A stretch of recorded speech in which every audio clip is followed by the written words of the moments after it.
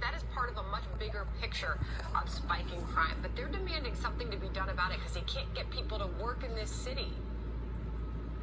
Well, this used to be the safest large city in New York. It's interesting that crime is up 38% because when I was commissioner, we reduced crime by 38%.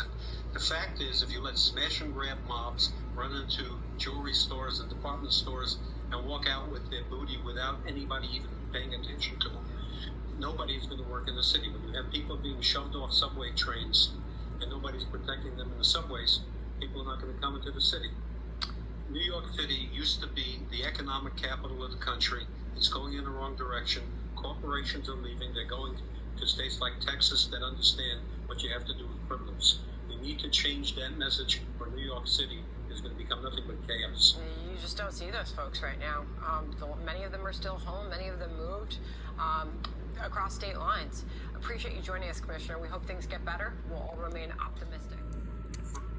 Further and further down. The way that you're going to change crime is to protect not just the civil rights of criminals, but the civil rights of the victims. And I believe the number one civil right is to be free from harm. Well, Officer Wilbert Mora's sister, Karina, we all remember, spoke at his funeral yesterday asking the question, who protects the police? Commissioner, listen. ¿Cuántos Wilber? How many Wilberts? How many Jasons? How many more officers have to lose their lives before this system changes? The NYPD protects us, but who protects them, and who looks after their lives? What's the answer to that question in this moment? The answer is to send a message to police that if you take assertive action, that you're going to be backed. We had more police killed last year than in a decade. We've had more police killed in this month than in many months like it in the past. We have to make sure that police understand they can take forceful action when their lives are in danger and not worry about their careers and their families. Because that's the message that's been sent for the last year by this president and certainly the de Blasio administration. Well, the men and women in blue certainly sent a message with their presence in the streets of New York here for that funeral. Commissioner, New York Governor Kathy Hochul, meanwhile, was asked about her meeting with District Attorney Alvin Bragg earlier this week, and she said this about it. Someone's been out of the job a very short time. People like I cut some slack. Let him work with the other district attorneys. I know they have conversations. Let him work with NYPD and the mayor to identify areas they need to have prosecutions and work together. Let the process play out so he can do what he needs to do, which is help establish that sense of security that New Yorkers are looking for. And that involves gun prosecutions. So many were hoping the president would call out Bragg's policies today. He did not. But with her words there, she wants to cut him some slack.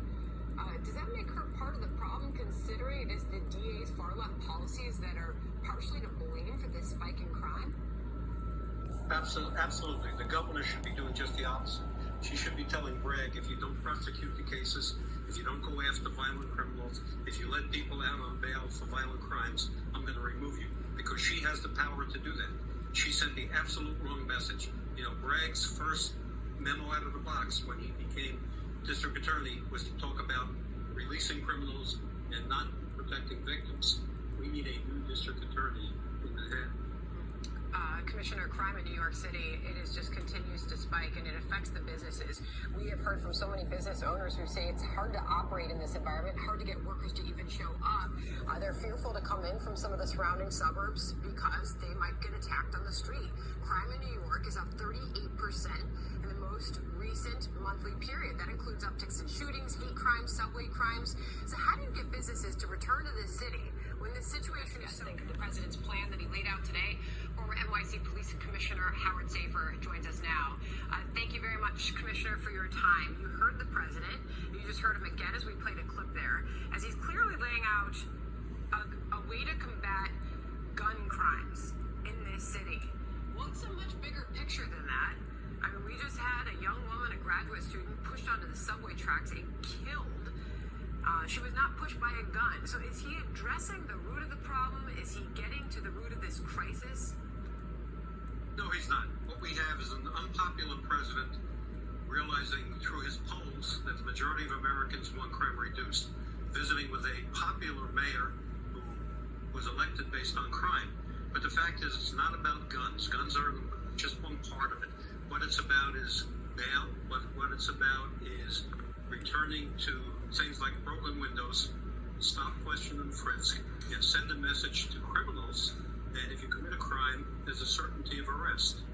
What this president has done in the past, during the George Floyd riots, he said we should be defunding police, we should be restraining police, and he's now changed his tune because he sees